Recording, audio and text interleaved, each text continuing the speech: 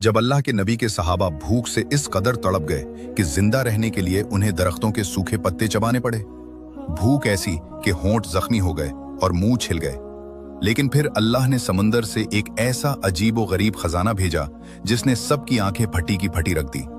अल्लाह के रसूल सल्लल्लाहु अलैहि वसल्लम ने हजरत अबू उबैदा बिन अल जर्राह रजी अल्लाह अन्हु की क़यादत में 300 सहाबा का एक लश्कर समंदरी साहिल की तरफ भेजा।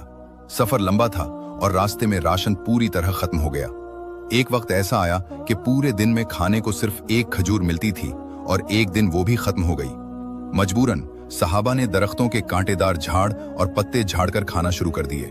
इसी वजह से इस लश्कर को जैशुल खब्त यानी पत्ते खाने वाला लश्कर कहा गया।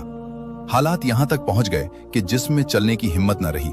तभी चलते चलते वो समंदर के साहिल पर पहुंचे। वहां उन्होंने दूर से देखा तो समंदर के किनारे एक बहुत बड़ा रेत का टीला नजर आया। जब करीब गए तो होश उड़ गए।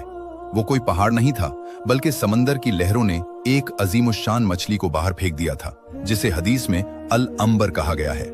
पहले हजरत अबू उबैदा रजी अल्लाह अन्हु ने सोचा कि मुर्दार खाना तो हराम है, लेकिन फिर फरमाया कि हम अल्लाह के रसूल के कासिद हैं, अल्लाह के रास्ते में हैं और शदीद मजबूर हैं, इसलिए ये अल्लाह का भेजा हुआ रिज्क है।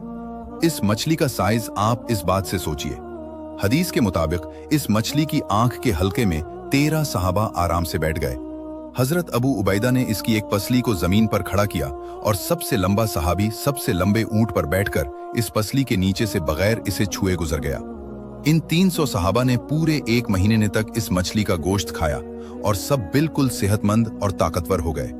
जब ये लश्कर वापस मदीना पहुंचा और नबी सल्लल्लाहु अलैहि वसल्लम को पूरा वाकया बताया तो आप सल्लल्लाहु अलैहि वसल्लम ने फरमाया, वो रिज्क था जो अल्लाह ने तुम्हारे लिए समंदर से निकाला था, क्या तुम्हारे पास इसमें से कुछ बचा है?